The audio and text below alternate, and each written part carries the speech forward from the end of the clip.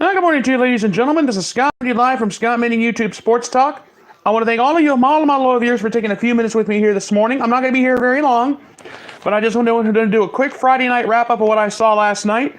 I'm going to hand out some game balls. I'm also going to give out a special award. I'm going to give out my first Scott Manning Hardwood Award for last night's game between Wisconsin and Iowa. I'm not going to be here too long, and I'm also going to get you ready for later today. Well, ladies and gentlemen, last night, what a battle in the Pac-12 championship game. The Washington Huskies win their second Pac-12 championship game after a 10-3 victory over number 17 Utah. Jake Browning, 21 of 33, 187 yards and an interception. Myles Gaskin, 23 carries, 71 yards. Byron Murphy, he was the hero last night. 2 interceptions for 66 yards. He had the pick 6 at the side of the ball game. And Washington rushed for 119 yards as a team last night. For Utah, Jason Shelley, 17 of 27, 137 yards, 3 interceptions. He carried the ball 9 times for minus 6 yards. I'm not kidding. And everybody said that the Utah rush offense was the best with 197 yards per game.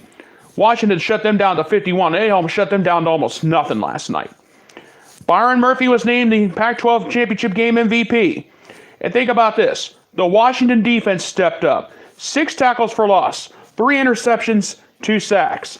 The pass rush defense that the Huskies had came through at the right time.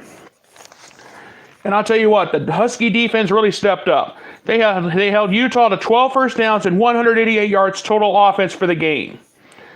Utah was only 4-12 on third down. They had 3 turnovers. Washington dominated this game. They had the ball for over 38 minutes. That was huge. Wow, what can you say? And I got to be honest with you, the pass rush defense, I said it last night. They have I said it last night. I said it yesterday in my pregame show yesterday morning. I said, watch out for the pass rush defense. Taylor Rapp, JoJo McIntosh, Byron Murphy, Miles Bryant. They were the reason why the Huskies won the Pac-12 championship game last night. Myles Gaskin wasn't much of a factor. Jake Browning, yes, he did pass for 187 yards, but he was picked off once and didn't have a touchdown in the game. And I said last night, this game would be probably be a low-scoring game. I did say that. But I'm going to be honest with you. What a performance last night by the Husky defense. Byron Murphy, the pick 6, was the difference maker in that game last night. It was a low-scoring affair. And everybody was thinking 3-3 in the fourth quarter, going into the fourth quarter. Everybody's thinking, oh, we're going to be here all night. I was right. I was actually getting ready for the long haul. I'm not going to lie to you. But the Huskies, that pick 6 that Byron Murphy had, held up. What a victory for the Washington Huskies last night. They beat the Utah Utes.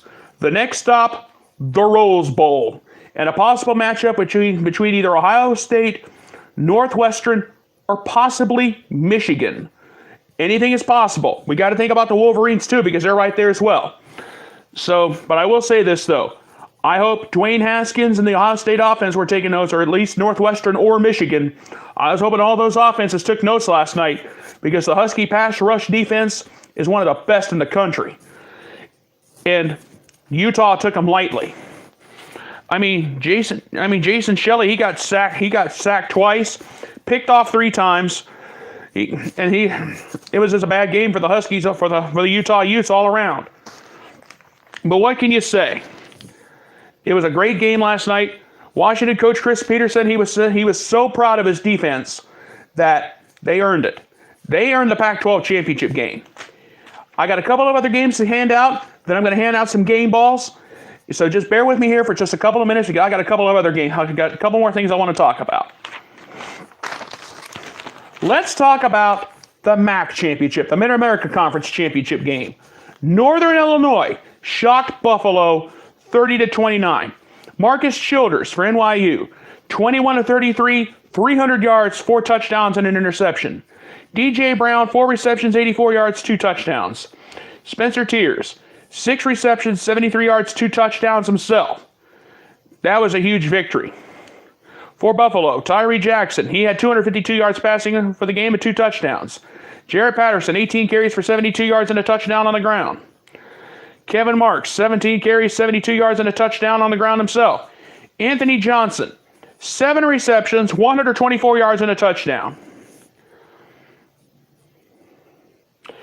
This is a big victory for Northern Illinois. Everybody was thinking Buffalo's got this wrapped up. Buffalo had the ball for 35 minutes last night, and they couldn't get the job done. NIU had 409 yards total offense to Buffalo's 394. Northern Illinois was penalized 7 times for 91 yards, and despite that, they still won. And that was a huge victory for Northern Illinois because everybody's thinking, Buffalo's going to win the MAC and get a better bowl bid. Wrong. But Northern Illinois is going to get a great bowl bid. We don't know where they're going. I'm sure Buffalo's going to be I'm sure Northern Illinois is going to get a bowl bid. Buffalo should get a better one. But we know Ohio University is going to go into a bowl game too. We'll have to wait and see how everything goes. But I'm telling you, NIU did their job last night. But what else can you say? Now, I didn't get much of a chance to see the MAC championship game last night because I was more worried about the Pac-12. Because we knew the winner would be in the Rose Bowl. But I just wanted to talk about this just real quick, just let you know this game did happen. And it usually does. And now, let's talk about the college basketball game of the night. Number 22, Wisconsin. Number 14, Iowa. Wisconsin beat Iowa 72-66. Ethan Happ, what can you say? 13.7 rebounds, 5 assists. Dimitri Trice, 20.7 rebounds, 1 assist. He was 6 of 14 from the field and 4 of 8 from three-point land. But for Iowa, I hate these numbers in a losing effort. Taylor Cook had a double-double in a losing effort. 19 points, 15 rebounds, 4 assists. He was 8 of 15 from the field. Luke Garza, 11 points, 3 rebounds, 2 assists. He was 4 of 8 from the field last night. And if you look at the internal numbers, Iowa, 23 of 59 from the field. They shot 39% for the game. Not very good. Three-point shooting was not exactly something to brag about for Iowa. 6 of 24, that's only 25%. That is not good. Iowa did pretty well from the free throw line, 14 of 19. 73.7% from the free throw line last night. They out-rebounded Wisconsin 38-32. But Wisconsin had the most assists with 13 and Iowa's 9. And Iowa did turn the ball over 12 times. And that doesn't help. And Wisconsin had 9.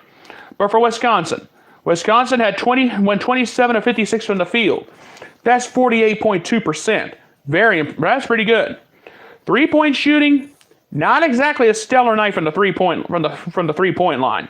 8 of 24 for 33.3%. Wisconsin, they only went 10 of 14 from the free throw line. Now, I know 71.4% is pretty good, but you're only 10 of 14 from the line. That's not very good. So now, you know what this means. That means today's Purdue-Michigan matchup is going to be big. Because if Michigan wins today, they're going to be in sole possession of first place in the Big Ten Conference. I know it's the Big Ten opener, but all these opening games are just going to be as huge and just as big. And everybody realizes what's at stake. Now, I know it's early in the season, but with Big Ten play getting underway, all these games are really now going to matter. No more of the cheap hoopla fun stuff. That's all said and done. Now, I know it's the 1st of December, but I'm going to say this now. What we saw last night, is going to be huge down the stretch. Now it's time to get serious, and it's going to get crazy. And I'm going to tell you right now, you thought last night was crazy? Today's just going to be as crazy. We have the Big Ten Championship tonight at 8 o'clock. Let's go back to football. Let's go back to football for just a second. This is the Saturday slate. The Big Ten Championship game is tonight at 8 o'clock on Fox. Number 6, Ohio State. Number 21, Northwestern. The Big 12 Championship game, that starts right out at 12 noon on ABC. We have number 5, Texas facing number 14, Oklahoma. Keep in mind, Ohio State and Oklahoma are trying to get one of those last college football playoff spots. So there's a lot at stake there today. The SEC Championship game. A lot of people have Alabama taking that going away. Only time will tell that, as they face number 4, Georgia. We'll have to wait and see what happens today in Atlanta. Will Tua Tagovailoa, will Alabama lay an egg? We'll have to wait and see on that. The Mountain West Conference championship game in college football. Number 25 Fresno State, number 22 Boise State. That's a 7:45 game tonight on ESPN. Will we have a replay of last year's 17-14 victory over Boise State? Only time will tell that. Now the Pac-12 championship game is over. Now the American Athletic Conference championship game is today at 3:30 on ESPN. What will happen without Mackenzie Milton starting for UCF over when they face Memphis? What will happen there? Only time will tell that. We'll have to wait and see what happens because we'll see how UCF fares without Mackenzie Milton. And on the college basketball hardwood, we got 3 big games today. Now, Wisconsin-Iowa was last night. We actually have 2 big games today. Number 19 Purdue, number 7 Michigan. If Michigan wins today, they'll be in sole possession of first place in the Big Ten in college basketball. John Beilein said he's got his guys ready. Only time will tell that. And number 1 Gonzaga faces Creighton this afternoon as well. Will there be a lot of talk there? Only time will tell that going forward. And ladies and gentlemen, before I go today, I would like to dedicate this to the as many of you know, last night, George Herbert Walker Bush, the 41st President of the United States, passed away last night. He was a great man. President Bush, after he'd been in service for over 7 decades, he was the 41st President of the United States. He had a great start to his presidency. He oversaw the end. He oversaw the Berlin Wall coming down. He oversaw that. He guided the United States through the first Gulf War when they stopped Saddam Hussein. But what cost him was when the economy went into a shamble towards the end of his presidency. Bill Clinton humiliated him in '92. Even after his retirement from public life, from public service, he still stayed around. He actually did stuff for Hurricane Katrina. And he lived to be 94 years old. His health took a turn for the worse when he was diagnosed with Parkinson's disease. And my prayers go out. My prayers go out to the country and out to the United States this morning. George Herbert Walker Bush passed away at the age of 94. He now joins his wife Barbara in heaven. I try not to get choked up over this, but sometimes you just can't help it. But ladies and gentlemen, President Bush, the first President Bush, was a great man. He was a good guy. Now, I don't have all the details yet of his funeral, but we know President Trump will be attending. His burial will probably take place at his library, at the George H.W. Bush Library in Houston, Texas. He'll be laid to rest alongside his wife. They were married for 73 years until she passed away. Now that means old George and Barbara will be back together. And I'm going to say this now.